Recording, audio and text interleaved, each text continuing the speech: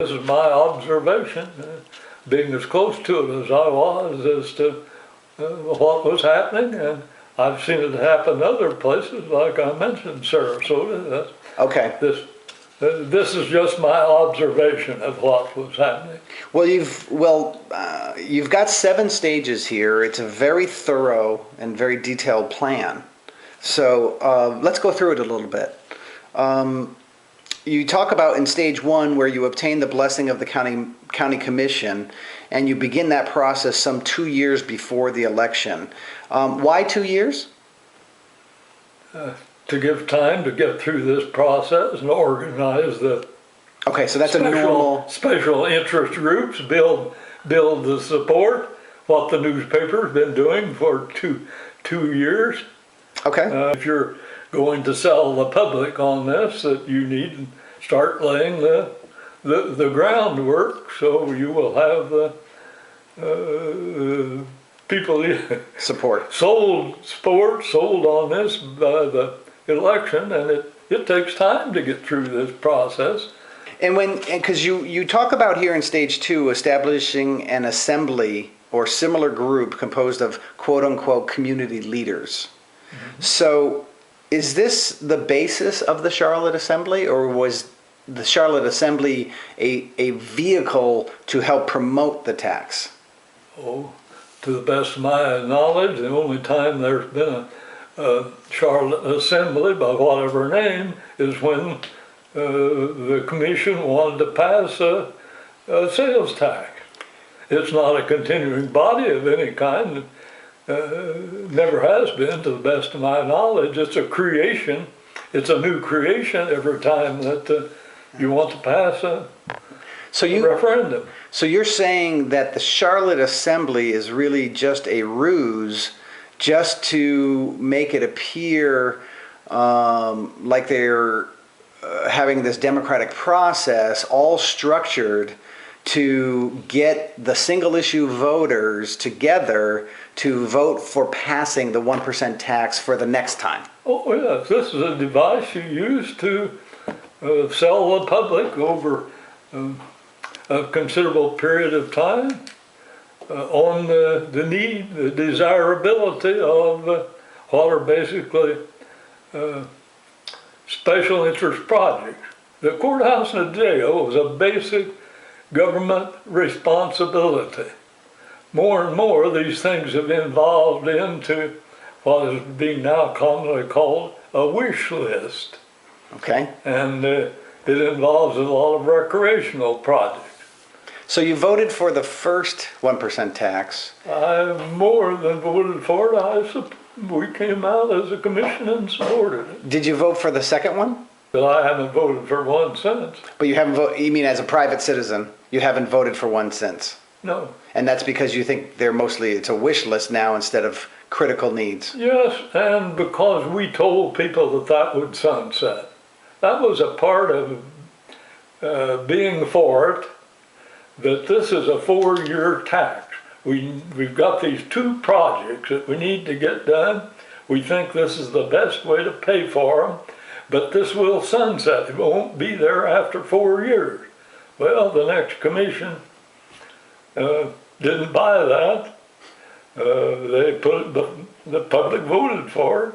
I think it's a dishonest presentation and approach to it, but the public did buy it. And well, as you wrote here, a small percentage of the public can vote for it and impose this tax on the others that don't, the majority who don't. Well, in stage 2, you talk about you say you have to include members of the media in this plan to pass this tax. Why do you say that? Because they're the ones that who else communicates with the public? Who does the selling job, the advertising, if you will? The newspaper has been selling this for probably 2 years now. Were they participating in the past? Oh yes. And when you say the newspaper always supports the sales tax. To the best of my knowledge, the Sun has always supported the sales tax. Did you know that the editorial page editor, Brian Gleason, was the facilitator of the meetings that decided which projects would get funding of the 1% sales tax? Often they're the ones that, and this goes back to their journalistic ability, I guess. They get the job a lot of times of writing up what people say. Right. You mentioned now you write up, you're going to condense and write up what those people have said. How do you think that's going to come out? Do you think your special interest might play some part in what you put down in a piece of paper as to, they didn't probably vote on 1, 2, 3, 4, 5 that you're going to report on. You report on the general discussion. Right, but you also write here that people are not perfect, you know, and everybody I know has an agenda of some kind, and that's an outstanding opportunity to include your agenda in the... Correct. Well, in stage 3, you write, carefully select discussion leaders. Sure. And carefully select those who write a summary of the discussion. So basically, the meetings are to look like a brainstorming session, but really it's already controlled by who is invited to those meetings. Yeah, and I'm reading in the newspaper, some of this is, somebody's appeared with a ready prepared agenda as to what is to be discussed. That's really loading at that.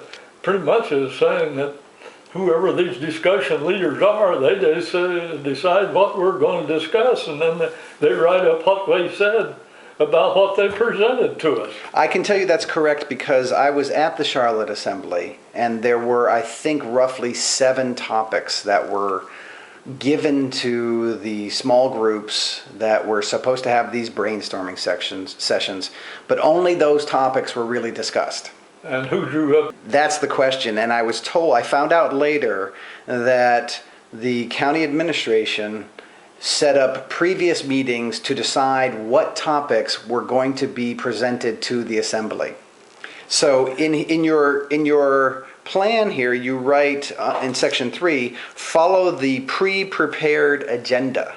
Is that what you meant, is by having all those topics already decided before You can tailor what comes out of this by what you put into it to be discussed. In fact, it makes a farce if this is supposed to be a democratic process that chooses, you're choosing from special interest projects that have been presented to you. That's something less than a democratic process. Yeah, you don't really have a choice. The assembly is they create what the community thinks that they need. In reality, they're presented with what somebody else thinks the community needs. Now, you choose between these choices that we're given you. That's not a... I spent 15 years in China, and they have elections, but the elections are between the candidates the Communist Party chooses. Yeah. So it kind of reminds me of that situation. That's what you write later, Mr. Farrell, in your summary. The general purpose of the above detailed process is to give the perception of a democratic process. It is intended that the membership of the assembly, quote unquote, include advocates of the tax increase as well as any likely opposition. This is designed to make the participants, quote, insiders, and thereby neutralizing the opposition. Is that what you still feel that's happening today? Sure. That's what you do if you're running a political campaign. One of the projects was a memorial for the veterans, but would you say it was important to include the veterans in this as one of the special interests? We got a lot of veterans here in Charlotte County who would probably vote for it. Yeah, that's another special interest group. And so I'm a veteran.